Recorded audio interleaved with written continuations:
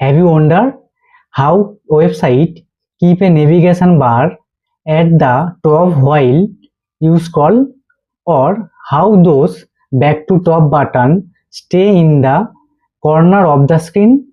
The secret is CSS position.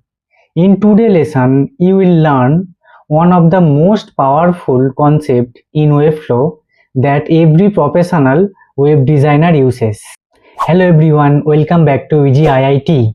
In the previous episode, we built a responsive navigation bar in Webflow. Now it's time to learn one of the most important layout concept in web design, that is CSS position. Understanding position will help you build sticky headers, floating buttons, batches, overlays, pop-ups, and many other professional UI elements.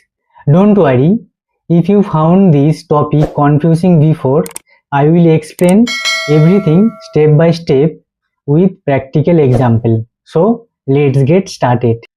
What is CSS position? Every element on a web page has a position.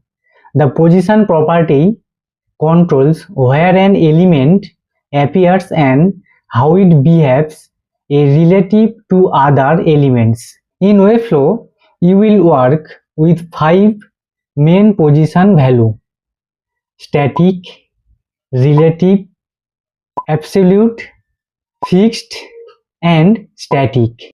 Each one has a different purpose, and knowing when to use each is the key of building professional layouts. Let's start with static. Static is the default position for every element. Elements appear in the normal document flow one after another.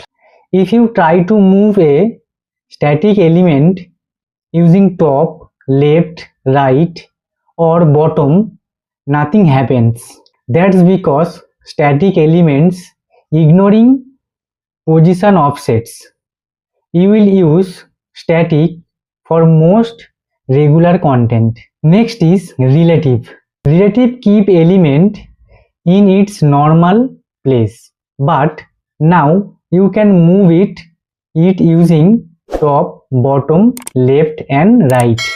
The important thing to remember is the element still keeps its original space in the layout. Relative is also commonly used as the parent of absolute positioned elements. Now let's look at absolute.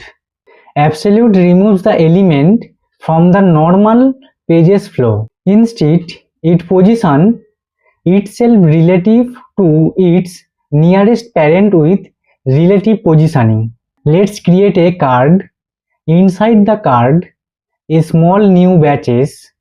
Set the card to relative and set the batch to absolute. Now place the batch in the top right corner. This is the most of the common real world uses of absolute position. Now let's explore fixed. A fixed element stay attached to the browser windows even the page scrolls, like back to top button, live chat button, floating contact button, cookies notice. Set a button to fixed and position in the bottom right corner. Scroll the page. Notice how it stay visible the entire pages. Finally, let's learn sticky position. Sticky behaves like a normal element until you scroll to a specific point. Then it sticks to the top of the screen. This refers to navigation bars, announcement bars, and sidebars. Set your navbars to sticky with a top value 0 pixel. Preview the page and scroll. You will see the navbar remain visible as user move through the pages. Now let's discuss avoid the mistakes. Using absolute without a relative parent. Using fixed when sticky is a better option. Forgetting to preview the pages After changing position, overusing absolute positioning for layouts. Remember, position should solve a specific problem, not replace proper layout technique like flexbox.